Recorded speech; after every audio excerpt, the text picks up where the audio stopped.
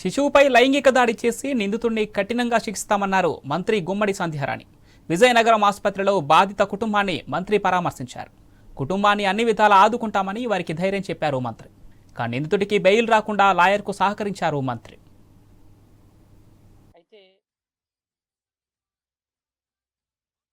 దురదృష్టకర సంఘటనని చూడడానికి రావడమే చాలా బాధగా ఉంది. అయితే పాప 5 months బేబీ, 5 నెలల పాప గురించి అసలు మాట్లాడాలి అంటేనే బాధ అనిపిస్తుంది.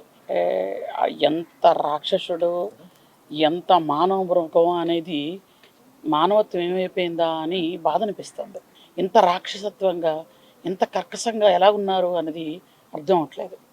అయితే వెంటనే అరెస్ట్ చేశారు. వెంటనే ఫాస్ట్ ట్రాక్ కోర్టులో ఖచ్చితంగా కఠినంగా శిక్ష పడే విధంగా అయితే మాత్రం ఫాస్ట్ ట్రాక్ కోర్టులు ఏర్పాటు చేసి వెంటనే శిక్ష పడే విధంగా అన్ని చర్యలు సిఫార్సు చేస్తాం. అలాంటి వాడికి బెయిల్ కూడా దయచేసి ఏ లాయర్ కూడా వెళ్ళకండి ప్లీజ్. ఏ లాయర్ కూడా ఇట్లాంటి వెధవ కోసం బెయిల్ కోసం వెళ్ళకండి. ఇలాంటి ఒక దురదృష్టకర సంఘటనని చూడడానికి రావడమే చాలా బాధగా ఉంది. అయితే పాప 5 months బేబీ, 5 నెలల పాప గురించి అసలు మాట్లాడాలి అంటేనే బాధ అనిపిస్తుంది. ఎంత రాక్షసుడు, ఎంత మానవ మృగం అనేది, మానవత్వం ఏమైపోయిందా అని బాధ అనిపిస్తుంది.